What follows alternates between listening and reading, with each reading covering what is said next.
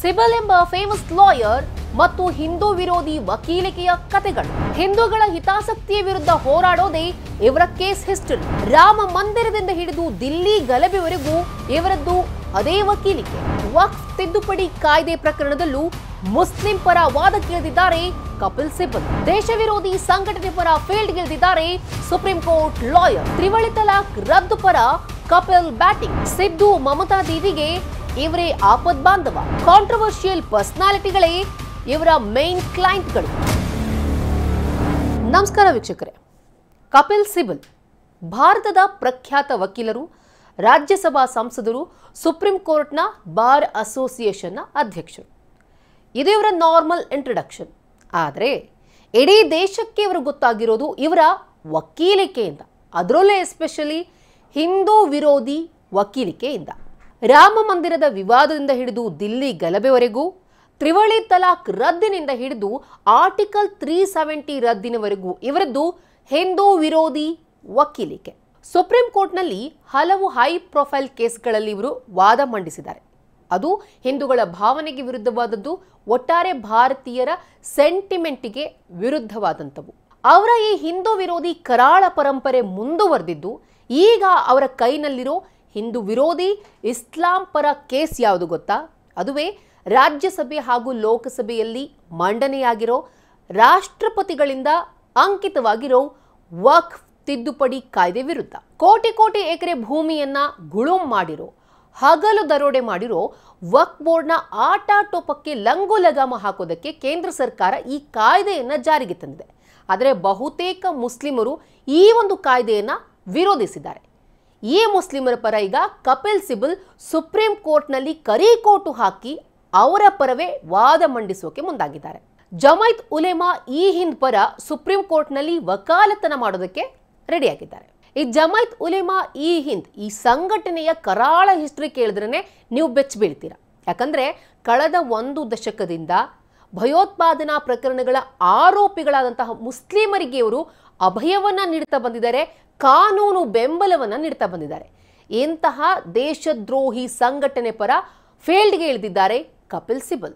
ಕಪಿಲ್ ಸಿಬಲ್ ಅವರ ಹಿಂದೂ ವಿರೋಧಿಯ ಒಂದೊಂದೇ ಕೇಸ್ ಹಿಸ್ಟ್ರಿನ ನೋಡ್ತಾ ಬರೋಣ. ಮೊದಲನೇದಾಗಿ ರಾಮ ಮಂದಿರ ವಿವಾದ ಕಳೆದ 500 ವರ್ಷಗಳಿಂದ ನಡ್ಕೊಂಡು ಬಂದಿತ್ತು. ಯಾವಾಗಿದ್ದು ಕೋರ್ಟ್ ಮೆಟ್ಟಿಲ್ ಏರ್ತೋ ತಲೆತಲಾಂತರಗಳಿಂದ ಕೈ ಬದಲಿಸಿ ಇದು ಕೊನೆಗೆ ಬಂದು ತಲುಪಿದ್ದು ಕಪಿಲ್ ಸಿಬಲ್ ಕೈಗೆ. ಆದ್ರೆ ಅವರ ವಾದ ಹಿಂದೂಗಳ ಪರವಾಗಿರಲಿಲ್ಲ, ಸುನ್ನಿ ವಕ್ಫ್ ಬೋರ್ಡ್ ಪರವಾಗಿತ್ತು. ಕೋಟ್ಯಾನುಕೋಟಿ ರಾಮ ಭಕ್ತರು ರಾಮ ಮಂದಿರ ಆಗಲಿ ಅಂತ ಹೇಳಿ ಪ್ರಾರ್ಥನೆಯನ್ನ ಸಲ್ಲಿಸ್ತಿದ್ರೆ ಇಲ್ಲಿ ಕಪಿಲ್ ಸಿಬಲ್ ಅವರು ಅವರ ವಿರುದ್ಧವೇ ವಾದ ಮಂಡನೆ ಮಾಡಿದ್ರು. 2019ರ ಲೋಕಸಭಾ ಚುನಾವಣೆಗೂ ಮುನ್ನ ಕೋರ್ಟಿನ ತೀರ್ಪೇ ಬರದಂತೆ ಅದರ ಪ್ರಕ್ರಿಯೆಯನ್ನೇ ಮುಂದೂಡೋದಕ್ಕೆ ಎಲ್ಲಾ ರೀತಿಯಲ್ಲೂ ಕೂಡ ಪ್ರಯತ್ನ ಮಾಡಿದ್ರು ಕಪಿಲ್ ಸಿಬಲ್. ಸುಪ್ರೀಂ ಕೋರ್ಟ್ನಿಂದ ಇವರ ಮನವಿ ತಿರಸ್ಕಾರವಾಯಿತು. ಇವರು ವಕಾಲತ್ತು ವಹಿಸಿದ್ದು ವಿವಾದಕ್ಕೆ ಎಡೆ ಮಾಡಿಕೊಳ್ತು. ಫೈನಲಿ ಸುಪ್ರೀಂ ಕೋರ್ಟ್ ರಾಮ ಮಂದಿರ ನಿರ್ಮಾಣಕ್ಕೆ ಅಸ್ತು ಅಂತ ಹೇಳ್ತು. ಈ ಕೇಸ್ನಲ್ಲಿ ಅವರು ಕಂಡಿದ್ದು ಮಹಾಸೋಲು. ಎರಡನೇದಾಗಿ ತ್ರಿವಳಿ ತಲಾಕ್ ರದ್ದು. ಕೇಂದ್ರ ಸರ್ಕಾರ ತ್ರಿವಳಿ ತಲಾಖನ್ನ ರದ್ದು ಮಾಡಬೇಕು ಅಂತ ಹೇಳಿ ಪಣತೊಟ್ಟಿ ನಿಂತಿತ್ತು.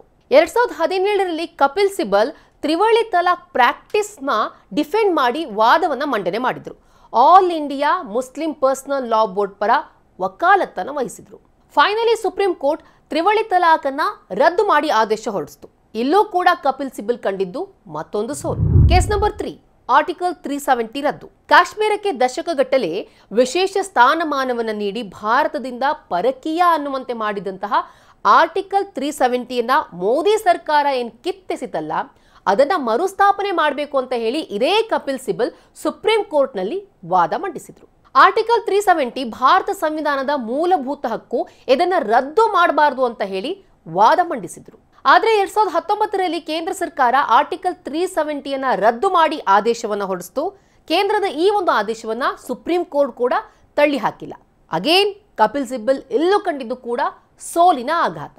ಹೀಗೆ ಕಪಿಲ್ ಸಿಬಲ್ ಹಿಂದೂ ವಿರೋಧಿ ಕೇಸ್ಗಳ ಹಿಸ್ಟ್ರಿ ಏನಿದೆಯಲ್ಲ ಇಲ್ಲಿಗೆ ಮುಗಿಯೋದಿಲ್ಲ, ಇನ್ನೂ ತುಂಬಾ ಕೇಸ್ಗಳಿವೆ. ಹೇಗೆ ಸಾಲು ಕೇಸ್ಗಳಲ್ಲೂ ಕೂಡ ಕಪಿಲ್ ಸಿಬಲ್ ಸೋಲನ್ನ ಕಂಡ್ರು ಸ್ಟಿಲ್ ಹಿ ಈಸ್ ಪಾಪ್ಯುಲರ್. ಯಾಕಂದ್ರೆ ರಾಜಕೀಯ ಹಿತಾಸಕ್ತಿಗಳ ಬೆಂಬಲ ಅವರಿಗಿದೆ. ಇವರ ಹೈ ಪ್ರೊಫೈಲ್ ಕೇಸ್ ಹಿಸ್ಟ್ರಿನ ನೋಡಿದ್ರೆ ಒಂದಂತೂ ಗೊತ್ತಾಗುತ್ತೆ, ಇವರು ಒಂದು ಆರೋಪಿಗಳ ಪರ ಕೇಸನ್ನ ಮಂಡಿಸ್ತಾರೆ ಅಥವಾ ಮೋದಿ ಸರ್ಕಾರದ ವಿರುದ್ಧ ವಾದವನ್ನ ಮಂಡಿಸ್ತಾರೆ. ಸುಪ್ರೀಂ ಕೋರ್ಟ್ನಲ್ಲಿ ಸದಾ ಕಾಂಗ್ರೆಸ್ ನಾಯಕರ ಪರವೇ ವಾದ ಮಂಡಿಸ್ತಾರೆ. ಅನೇಕ ಕಾಂಟ್ರವರ್ಷಿಯಲ್ ಪರ್ಸನಾಲಿಟಿಗಳೇ ಇವರ ಕ್ಲೈಂಟ್ಗಳು. 2G ಸ್ಕ್ಯಾಮ್ನಲ್ಲಿ ಮಾಜಿ ಟೆಲಿಕಾಂ ಸಚಿವ ಎ ರಾಜಾ ಹಾಗೂ ಡಿಎಂಕೆ ಲೀಡರ್ ಕನಿಮೊಳಿ ಪರ ವಾದ ಮಂಡಿಸಿದ್ರು.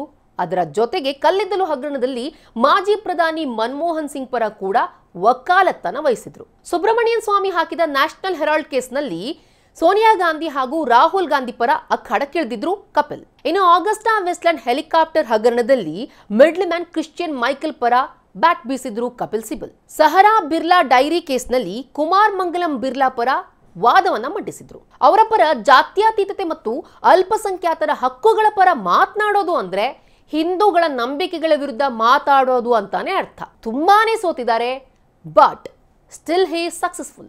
ಇನ್ನೆಲ್ಲೋ ದೂರ ಹೋಗೋದು ಬೇಡ, ಮುಡಾ ಕೇಸ್ನಲ್ಲೂ ಕೂಡ ನಮ್ಮ ರಾಜ್ಯದ ಸಿಎಂ ಸಿದ್ದರಾಮಯ್ಯನವರಿಗೆ ಅವರೇ ಆಪದ್ ಬಾಂಧವರಾಗಿದ್ರು. ಸೊ ಒಂದು ಕಡೆ ಹಿಂದೂ ವಿರೋಧಿ ಕೇಸ್, ಭಾರತೀಯರ ಸೆಂಟಿಮೆಂಟಿನ ವಿರುದ್ಧದ ಕೇಸ್ನ ಆ ಒಂದು ಪಾರ್ಟ್ ಮುಂದುವರೆದಿದ್ದು ಈಗ ವಕ್ಫ್ ತಿದ್ದುಪಡಿ ಕಾಯ್ದೆ ವಿರುದ್ಧ ವಕಾಲತ್ತನ ವಹಿಸೋದಕ್ಕೆ ಫೀಲ್ಡ್ಗೆ ಇಳಿದಿದ್ದಾರೆ ಕಪಿಲ್ ಸಿಬಲ್. ಇವರ ಈ ಹಿಂದೂ ವಿರೋಧಿ ನಡೆ, ಹಿಂದೂ ವಿರೋಧಿ ವಕಾಲತ್ತಿಗೆ ಅದ್ಯಾವ ಫುಲ್ ಸ್ಟಾಪ್ ಬೀಳುತ್ತೋ ದೇವರಿಗೆ ಗೊತ್ತು. ಈ ವಿಡಿಯೋ ಇಷ್ಟ ಆದಲ್ಲಿ ಲೈಕ್ ಮಾಡಿ, ಶೇರ್ ಮಾಡಿ, ಕಮೆಂಟ್ ಮಾಡಿ. ಹಾಗೆ ನೀವಿನ್ನೂ ನಮ್ಮ ಹೊಸದಿಗಂತ ಡಿಜಿಟಲ್ ಚಾನಲ್ನ ಸಬ್ಸ್ಕ್ರೈಬ್ ಮಾಡಿಲ್ಲ ಅಂದರೆ ಈ ಕೂಡಲೇ ಸಬ್ಸ್ಕ್ರೈಬ್ ಮಾಡಿ.